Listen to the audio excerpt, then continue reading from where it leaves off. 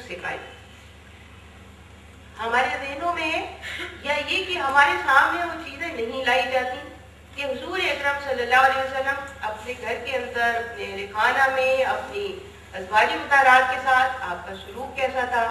ہمارے ذہن کے اندر یہ رہتا ہے کہ آپ جب گھر تشریف لاتے ہوں گے تو آپ کو کہتے ہوں گے کہ بس آپ مصلی بچھا لو اور نمازیں پڑھو، اور سخت لہجے میں بات فرماتے ہوں گے، اور اس کے علاوہ یعنی کوئی کسی کی کوئی بات نہیں سنتے ہوں گے۔ لیکن عجیب حیرت کی بات ہے کہ جب میں اس تحقیق میں جاتی ہوں اور میں دیکھتی ہوں کہ حضور صلی اللہ علیہ وسلم اپنے اہل خانہ کے ساتھ کیسے تھے، آپ اپنے گھر میں تشریف لاتے تو آپ کیا آپ کا رویہ ہوتا، کیا سلوک ہوتا، تو مجھے بڑی حیرت ہوتی ہے۔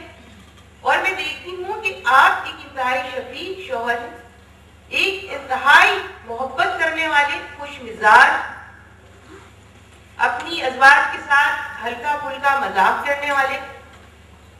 ان کے ساتھ تفریح کرنے والے، ان کی باتیں سننے والے، اور ان کے کام میں ہاتھ بٹانے والے۔ ایک مرتبہ حضرت عائشہ رضی اللہ تعالیٰ عنہ نے ایک طویل کہانی آپ کو سنائی اور آپ نے بڑے غور سے سنی، اور اس کے اندر ایک بہت ہی بہترین شوہر کا ذکر تھا۔ آپ نے فرمایا، اے عائشہ بتاؤ کہ کیا میں اس کے جیسا نہیں ہوں تمہارے لیے؟ تو انہوں نے کہا، یا رسول اللہ آپ بالکل ایسے ہی ہیں میرے لیے۔ اسی طرح سے آپ ان کو پرانے واقعات سناتے، کبھی کبھی کوئی اشعار سناتے، ان کے پکائے ہوئے کھانوں کی تعریفیں کرتے، اور ان کے ساتھ بیٹھ کے کھانا کھاتے، ان کے ساتھ بیٹھ کے پرانے واقعات دہراتے، ان کے حال چال پوچھتے۔ آپ یہ بتائیے کہ حضور صلی اللہ علیہ وسلم جن کا وصال ہوا سو 8 ازواج مطہرات تھیں، ان کے ساتھ ان کا اسی طرح سے یکساں سلوک تھا۔ ہمارے ہاں جس طرح کے سلوک ہمارے ہاں خواتین کے ساتھ ہوتے ہیں، جس طرح ان کو بحیثیت بیوی رکھا جاتا ہے، جس طرح ان کی توہین اور تذلیل ہوتی ہے، تو کیا ہم اپنے رسول کو ہم وہ شکل رکھتے ہیں، ہم وہ صورت رکھتے ہیں کہ ہم اپنے رسول کو وہ شکل اور صورت دکھائیں اس وقت کہ جب ہم قیامت کے روز حضور نبی کریم صلی اللہ علیہ وسلم سے سامنا کریں؟ اس بات کی ہمیں فکر کرنی چاہیے، بات کی ہمیں کوشش کرنی چاہیے۔ حضور نبی کریم صلی اللہ علیہ وسلم کی جناب میں جب خواتین آتی صحابیات، تو کوئی بھی خاتون ایسی نہیں تھی جو آپ سے ڈرتی ہو اور کچھ پوچھنے میں جھجکتی ہو۔ ایک خاتون جن کا نام حضرت اسماء بنت زید انصاریت، انصار سے تعلق تھا، انہوں نے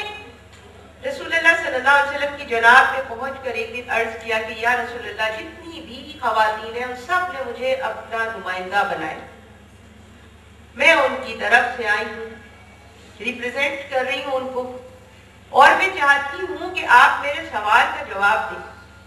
اور سوال انہوں نے یہ رکھا کہ یا اللہ تعالیٰ نے آپ کو مردوں اور عورتوں دونوں کے لیے نبی اور رسول بنا کے بھیجا ہے، اور ہوتا یہ ہے اور ہوا یہ کہ ہم آپ پر ایمان لائے ہیں، یعنی ہم خواتین آپ پر ایمان لائے، ہم آپ کی پیروی کرتے ہیں، آپ ہمیں جو حکم دیتے ہیں ہم اس کو بجا لاتے ہیں۔ ہمارا یہ حال ہے کہ ہم گھروں میں بیٹھی رہتی ہیں، ہم اپنے گھروں کو سنبھالتی ہیں، اپنے بچوں کو سنبھالتی ہیں، اپنے شوہروں کی خبر گیری کرتی ہیں، ان کو خوش رکھنے کی کوشش کرتی ہیں، جبکہ ہمارے مرد جمعہ پڑھنے جاتے ہیں، ہمارے مرد مسجدوں میں نمازیں ادا کرتے ہیں، ہمارے مرد جہاد پہ جاتے ہیں، اسی طرح سے ہمارے مرد جنازوں میں شریک ہوتے ہیں۔ آپ یہ بتائیے کہ یہ جو سارا ثواب مرد لے جاتے ہیں، ہمیں کیا ملے؟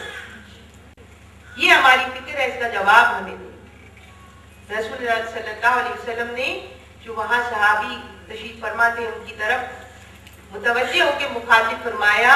اور آپ نے فرمایا ہے کہ دیکھو کیا تم نے اس سے بہترین تقریر کہیں سنی ہے ایک عورت کی؟ یعنی اس دور میں عورت بول نہیں سکتی تھی مردوں کے حق۔ آپ نے فرمایا کبھی سنا تم نے کسی عورت کو ایسے سوال کرتے ہوئے؟ اور دیکھو کہ آج یہ خاتون سوال کر رہی ہیں۔ پھر آپ نے ان خاتون سے فرمایا